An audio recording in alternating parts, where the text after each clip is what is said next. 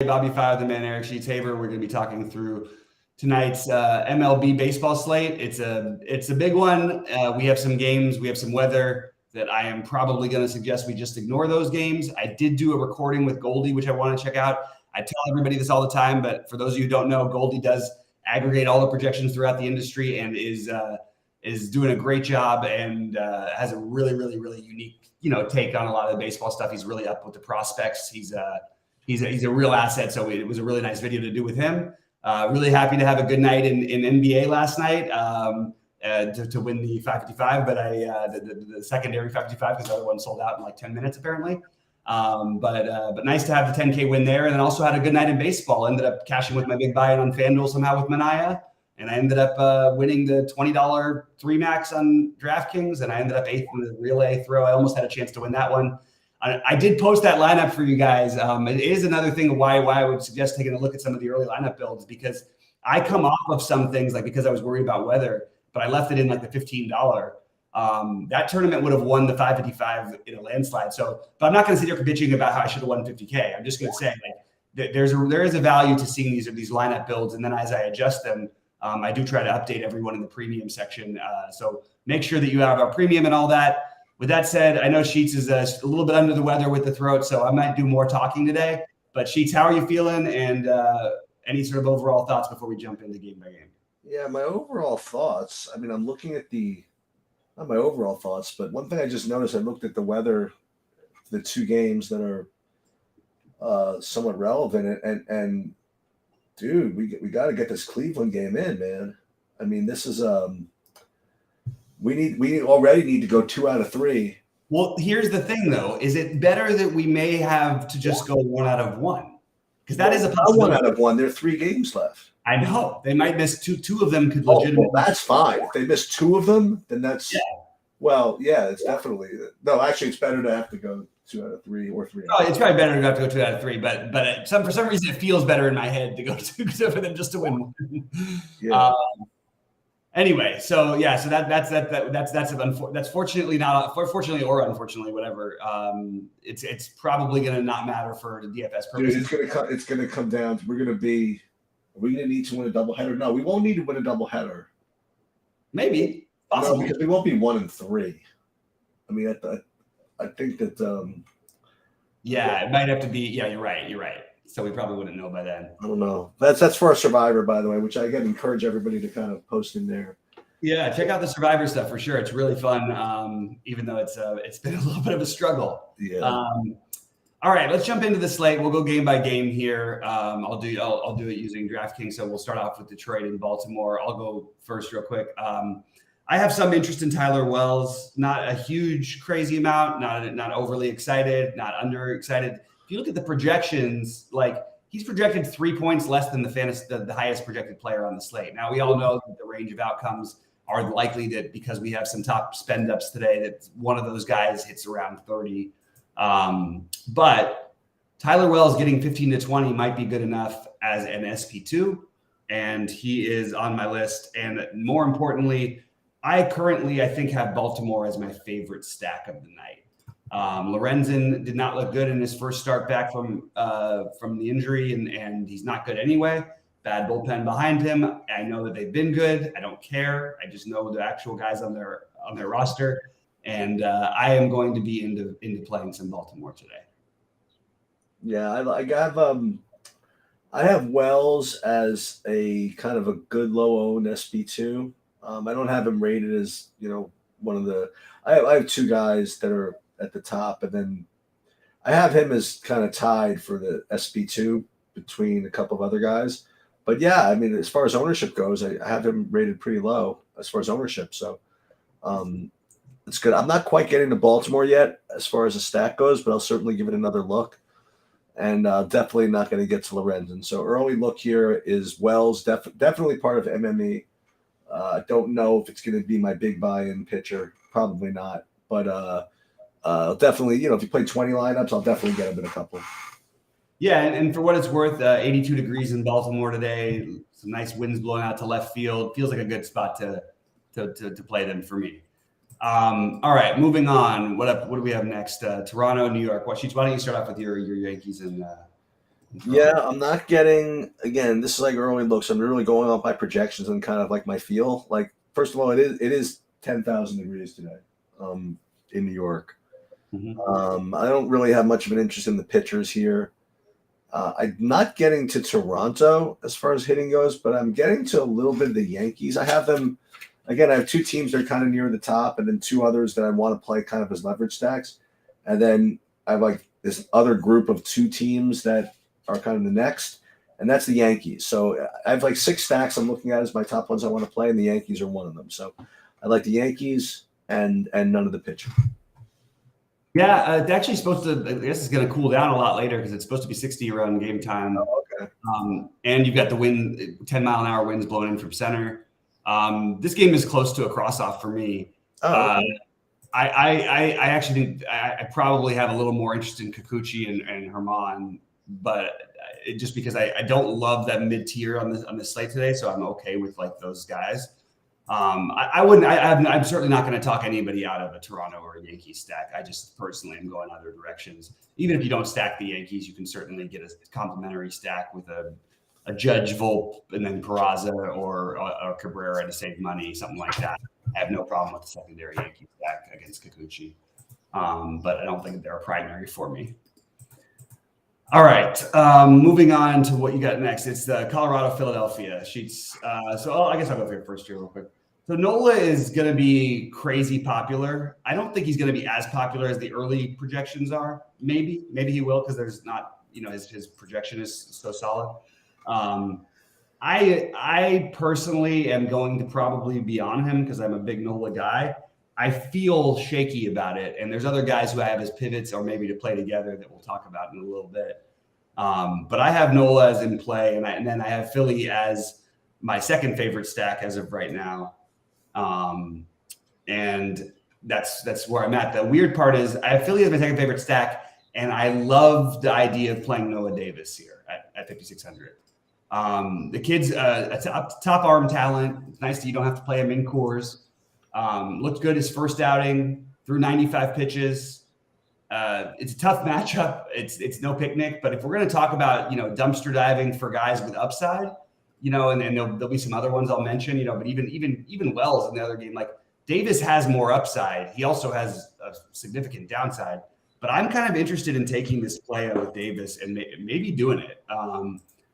So I'm certainly considering a get weird Davis play. It also does me the favor of I'll probably have like 30% Philly stacks tonight, so it's sort of a little bit of a hedge against that.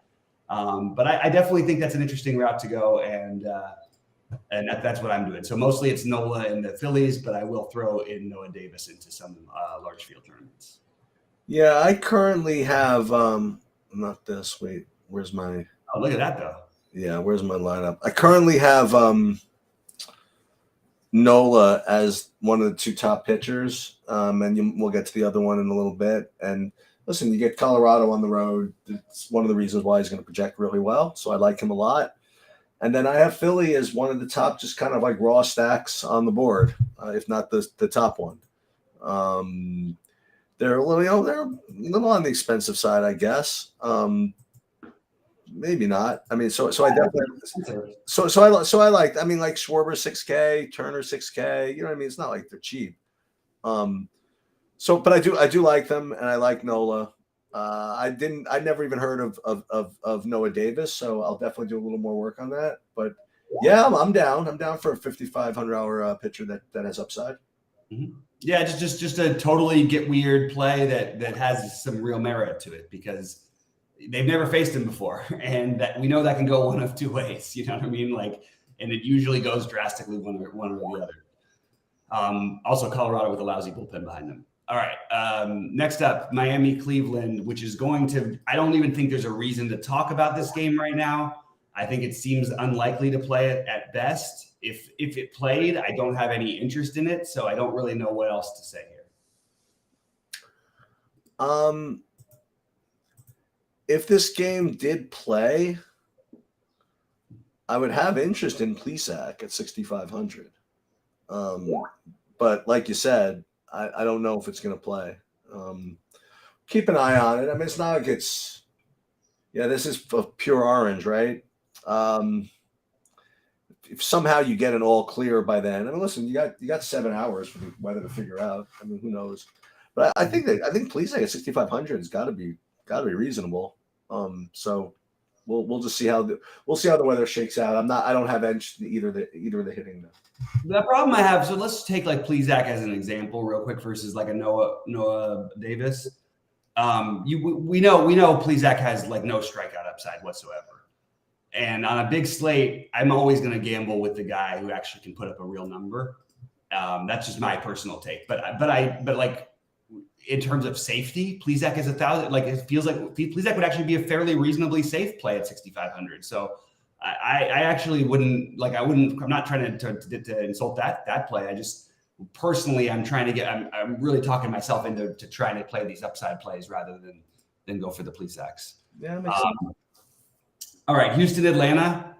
I'm going to take a take that Goldie had, a take that I had before I talked to Goldie. So one of the top pitchers in all of baseball, the top prospects in all of baseball, has been Hunter Brown.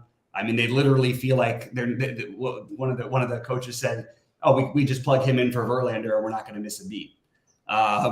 This is a guy who I'm going to absolutely force into my lineups today, even against Atlanta. Atlanta actually doesn't scare me as much. They have a little higher of a chase rate than some of the other great hitting teams. They're not quite as patient. And if Hunter Brown is locating, he's got all the leash in the world. If everything's going well and there are strikeouts there, it would not surprise me to see him have you look up and he's got 7 strikeouts in 3 innings and hasn't given up a hit or something. I really think that he's an interesting tournament play. He's going to be significantly lower owned than the other top spends, like basically unowned. And I think he outscores all of them enough to where he's going to be viable for me. That's my strongest take. I'm not getting to the hitting much in this game, and maybe that's a mistake. Houston would be more interesting, obviously, to me than Atlanta, but I'm just not all that interested in the hitting here. So, Sheets, I'll let you take it away. Yeah, I'm gonna have my 10% of Atlanta. Mm-hmm. I also would say that the Elder's not bad. Not from a projection perspective, just like my own, just yeah, he's looked pretty good. Looking at him, he's just not bad, you know. And I just don't think I can do it today. I'm not, you know, I'll root for you with the Hunter Brown, except for the 10% of lineups I have with Atlanta. Okay, I'm not getting to the pitching though, or the hitting at all. Yeah. All right. I'll tell you, you know the way to make a 15 game slate like smaller? What's that? Have like a sore throat. That's like yeah.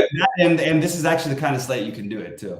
All right. So Texas and Oakland. And by the way, congrats, Mark. Nice night in the 555. It sounds like for you last night. It looked like you would have finished just behind me there, and then. Yeah, the coulda, woulda, shouldas drove me crazy because I thought I was going to win the tie for the 100K with like 20 people, but I forgot that I didn't get my DiVincenzo over Kuminga in a couple of my lineups, so that was the one that cost me. Anyway, I have some interest in John Gray, although I think it's going to be less than the field. But I do have interest, and I just think like if I took Gray and Brown, like I understand it's a much better matchup for Gray. But I don't feel like this is some sort of a lock play. And I think he's going to pick up some steam as the day goes on even. And he's already pretty popular. I like Texas. They're the next team for me. I think I have them ranked 3rd. I like them more as a complementary stack, like a 3-man. But I'm totally fine with 5-man. And I just think that this is they've been hot. They've been good. You're playing Oakland. You're playing Sears, who pitches tons of contact. I want to know if the roof is open. I'll try and find that out later. I don't think they've announced it yet, and that's gonna dictate even more. But I have no problem with going right back to Texas, who just seems to score 11 runs every day, and Josh Jung being one of the best plays on the slate. It's still way too cheap. You've got Jankowski for cheapness. I don't know if Jankowski's actually going to start. I'm kind of curious how their lineup shakes out against the lefty because it doesn't seem like they're going to play the lefty at the top of the lineup. So. We'll see how the lineup shakes out. You might get to like a Bubba Thompson or something weird at the top, or you might even see Grossman moved up in the order because he's been better from the right for his past. But I like Texas. They're my 3rd favorite stack. And I do have John Gray. He's one of my guys. He's behind Nola.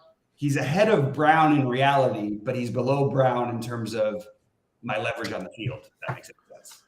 Yeah, I mean, you got all these righties. I mean, you got, first of all, you have, I mean, don't undersell how important this is to get like a Jonah Hyman at catcher. You know, get him at catcher at 3,600, and then the studs, man. You get Young, you get Garcia, Simeon. You know, let's go. Simeon just basically hits a home run every game, and yeah, they look good to me. They're not one of my top ones. They're just underneath. But you don't have to sell me on that. And Jonathan Gray, actually, I say Jonathan. It's so funny. I actually know a Jonathan Gray who's a lawyer. That's why I keep saying call him Jonathan Gray. John Gray, I have him rated the same way you kind of said. I mean, I like him a little bit, but might not be quite as much as the field might like him. I would probably be more inclined. Well, we'll get to him. Somebody else later. Similar price, I guess. But yeah, I mean, yeah, John Gray's fine. Maybe pair him with Texas. That makes some sense. Mm-hmm. And yeah, I'm not getting to anything on Oakland. All right. We will move on then to, let's see. I'm going to see which game it is because first, Boston, Milwaukee. Okay. So I'm guessing this is going to be the stack that you're going to like. Am I wrong? No, I guess I am wrong. No, I mean, they're fine. They're one of the four. Yeah, so I have Milwaukee as one of the top four. Not necessarily the best, but you know, I definitely like them. Pivetta, you know, you can get to him. And Pivetta can also have good games from time to time. I keep saying that, but sometimes it seems like the time to time has a lot more time in between. Let's put it that way. Right. That's a little tongue twister there, but basically means he's been sucking more than he's been doing better, I think. But he still has upside, I think. I'm not going to get to him as an option, but it's not just so easy to say, oh, just give me Milwaukee against Pivetta. But I do like that. The interesting question for me is what to do with Peralta, because I mean, listen, I mean, if he gets it going, I mean, he's got 30-point upside, you know. He never really projects that well on a median basis. So I usually don't get to him, but I think I have to consider it. You got Nola, who's a good play. We'll get to Ohtani. I guess we'll talk about that. But on his best day, Peralta is just right up there with these guys. Yeah, I'm not crossing out Pivetta, by the way, as a play. I'm definitely keeping an open mind to it because the price and the situation, and it wouldn't surprise me because those, you know, like I said, they may come rarely, but this is a team with Milwaukee that you're going to hear this from me a lot. I'll be playing a lot of them hitting wise, and I'll be taking pitchers against them a lot because they do chase a lot. They don't walk enough either for my liking. I think they might be a little better this year than they have been in the past. I'm high on Peralta, but I'm high on a lot of these spend up pitchers. So I do think Peralta belongs right there with Ohtani, with John Gray. I know he's a little cheaper. But I do like these guys for what it's worth. I am not as afraid of the Red Sox as maybe some others are, and I'm willing to gamble on Freddie Peralta anytime he takes the mound. I do like Milwaukee as somewhere between my fourth and fifth favorite stack, but I think I'm using them sort of like I said with Texas, probably more complementary stack, probably more 3-mans than full 5-man stacks, just because of the lack of in general how much they walk. Although Pivetta will walk people. And Boston has a bad bullpen, but I really like the top 6 in their lineup. I don't know if I want to go any further and stack the bottom. I guess you can always fill in with those guys, but I want to play the 3 of the top 6, or maybe I will get to a full stack. But I do think that they are very interesting for tournaments. All right, Washington, Minnesota. This game is going to snow. It is snowing as far as I know, something like that.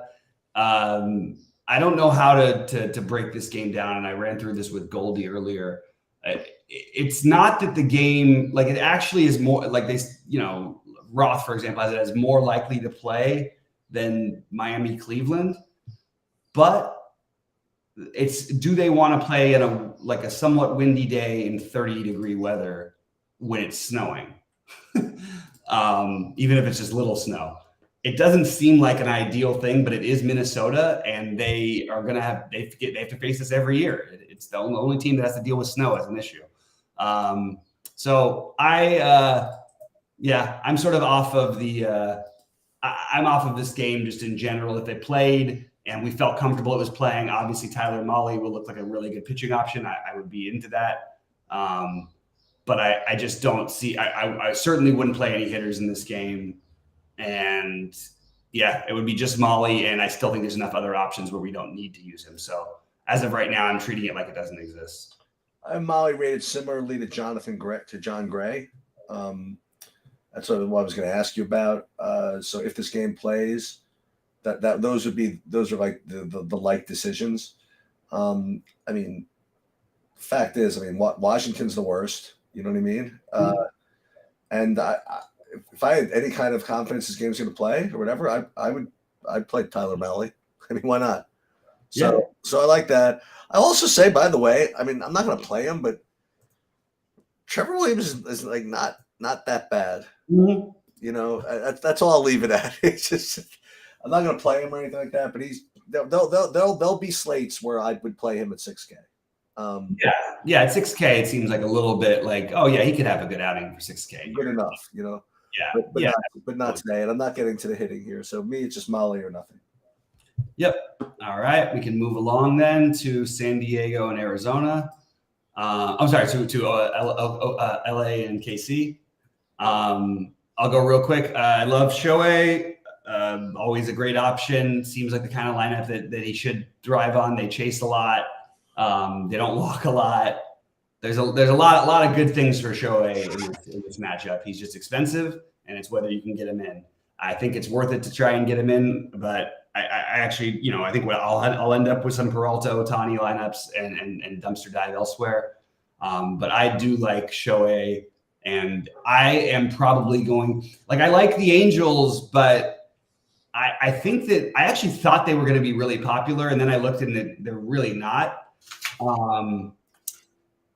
I'm going to revisit the Angels as maybe going ahead of the Brewers on my stacks because I do think that they're viable. It's always annoying because you can't play Shohei, obviously. Maybe you just hope he gets 5 walks and keeps the lineup moving for your guys. But I can certainly talk myself into the Angels. Bad team that they're playing. If you do get to what started the problem with the Angels is these either bullpen or and this is going to be a long relief game for Yarbrough. Those just always seem like you never get the full 15-run game or something. You know what I mean? Like that you need to win a tournament. And that's why I'm a little bit lower on the Angels. But I think it certainly, you throw a lefty like Yarbrough who has struggled against this Angels lineup, Trout, Rendon, Taylor Ward, Hunter Renfroe. They're expensive, but they're going to be unowned, and they are definitely interesting to me. Yeah, so I have Ohtani and Nola as the top 2 pitchers. And I have the Angels as one of my favorites. So it's tough to not be able to play Ohtani, but nonetheless, they still rate to be one of my top stacks.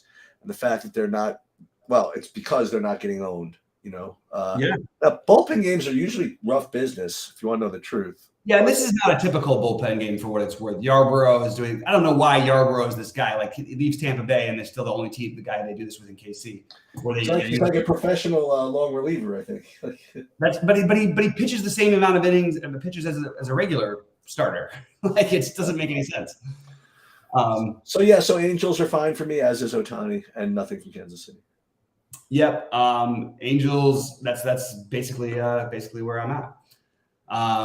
If it was a short slate, I would be saying to chase the KC thing, but to go after the KC thing. I always like to play against Ohtani on short slates because he plays in a lot of them because they always get the national TV games.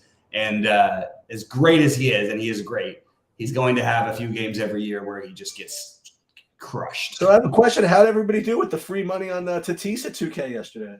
Yeah, it didn't work, right? Love it. It was a good play by us. I think I ended up with 10% of them. And it was only in it happens 30% of the time, man. Like Mike Trout goes 0 for 30% of the time, and that's the way it goes. And now he's 5,100 and probably gets 3 home runs. But I'm a little bit confused. So I do have San Diego rated as a good stack here, but I'm a little confused here. I wish I'm not confused. I was about to ask like why Zach Allen is not just like why does he not project to be like the greatest pitcher ever? You know what I mean? Every time I see him, he just goes bananas. But I guess San Diego's tough, which is why at 9,600 is going to be tough to play. But I mean, he's really, really good. I'll just put it that way. And I really do think he's a legitimate pivot off of those three top guys. Certainly not by projections, but I just know his ceiling is there, and I don't know. I might try it. I don't know what to tell you. Yeah,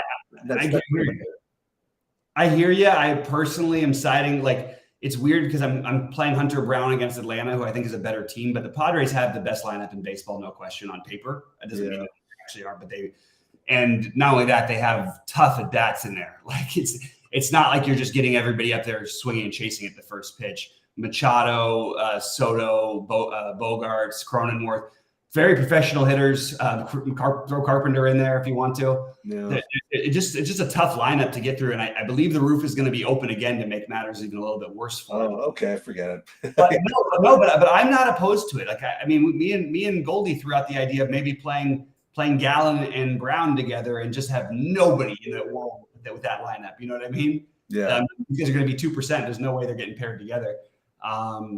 So I'm into I'm into it as a very long shot play.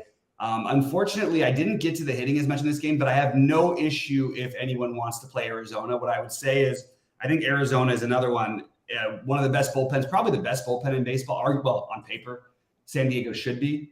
But if you wanted to play the lefties from Arizona, I am totally on board tonight. Carroll, you've got Moreno's, who's 2,400 catching. Hitting sixth. He was the one blip at the 1-0 I got last night. Josh Rojas. Those would be my three favorites. Marte would be in there. Then Christian Walker. I think this is a reasonable shot to take a shot in Arizona. I'm actually Arizona's moved up my list since my last show, and they're right there with the Brewers, Angels crew. All right. Let's talk about the Seattle and St. Louis game. I guess that my personal take on this one is that I think both pitchers are interesting. Kirby hasn't been striking people out, but he can just mow through innings in no time because he's always around the plate. He just doesn't throw balls. He doesn't walk people. Sure, there can be dangerous sometimes. It hasn't really hurt him that much.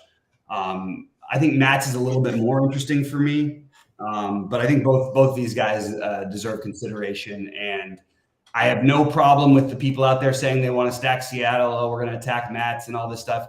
I just don't think I'm personally going to be one of them, at least not as of right now. Seattle's been really, really disappointing from the plate this year.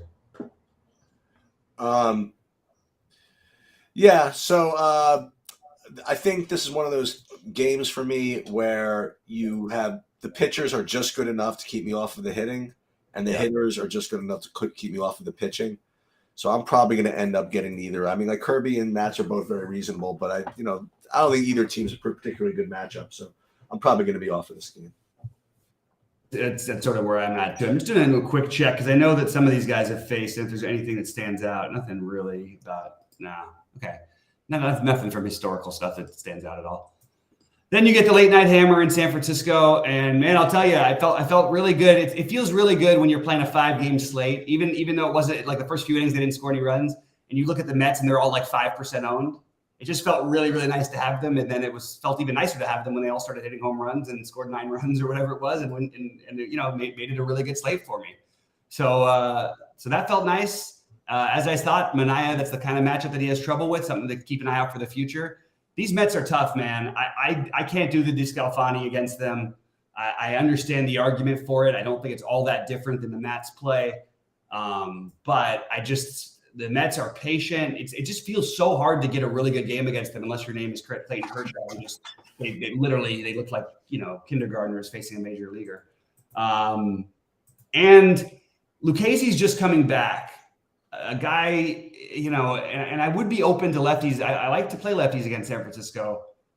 I don't know if he'll pitch enough pitches to matter. And I think if I was going to dumpster dive, I would pick Davis over him because I know there's a leash. But basically, this game is not all that interesting to me, although I'm going to say I have no issue if you want to take a Mets stack.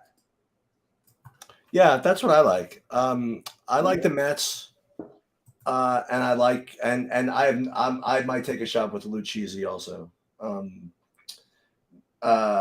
Definitely a lot of risk.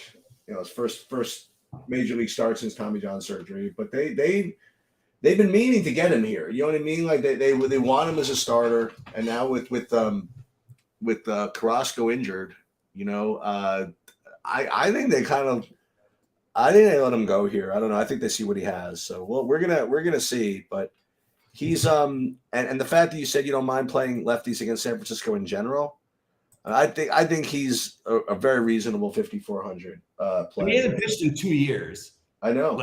I know. I hear you. So if we're going to consider him, that guy Noah Davis, we should certainly. Well, that's what I was getting at. So I was going to finish off on Lucchesi by saying, listen, he has pitched a couple of minor league games, and he's an average, a strikeout per inning. You know what I mean, in the minors, which will certainly take. But like you said, I mean, the Noah Davis, Noah Davis can, if things go right, can put up 25 points. You know what I mean? Like Lucchesi, if he's like the Mets as an organization would be freaking pumped if he pitched well enough to get like 15 fantasy points. Right. So that's where I'm at with that. I might end up doing it in some buy-ins. I might end up late swapping if I have to do something like that. But I do like the Mets. I think that Marte's going to be back in the lineup, by the way, tonight. Yeah, I think so too. And so I do like the Mets. So just to go over my top five, really in no particular order. There's Philly, San Diego, Angels, Mets, and Milwaukee with the Yankees right underneath. And then as far as the pitching goes, as far as like projections go, it's Ohtani and Nola for me. And then I think that Male and Gray are like kind of fairly priced second tier guys. So I don't know if I want to deviate by playing those guys. I think that if I was going to deviate from the top guys, I would take like random, like bad projection plays, like Gallen, like just seems suicidal, or maybe like your Noah Davis play, something like that. I wouldn't play the Gray. I don't think I'd play Gray. You know what I mean? Like that natural. And I don't know if I play Peralta either, actually. So I don't know. I might play Molly though. I might do that. Yeah, just beware of the weather in that one. That's the only one. Obviously, I mean, and I've got my stacks 1 through 6 here. Well, so I have Baltimore 1, Philly 2, Seattle 3. I'm sorry, Texas 3. The Brewers, Angels, and Diamondbacks I have all in the same range, where I sort of more prefer them as a 3-man. But I'm open to all of them. And then the outside looking in, but the guys I might get some exposure to as 3-mans are Astros and Mets. Pitching, I really don't know what I'm going to do yet. As of right now, Nola and Ohtani are the ones I feel the best about.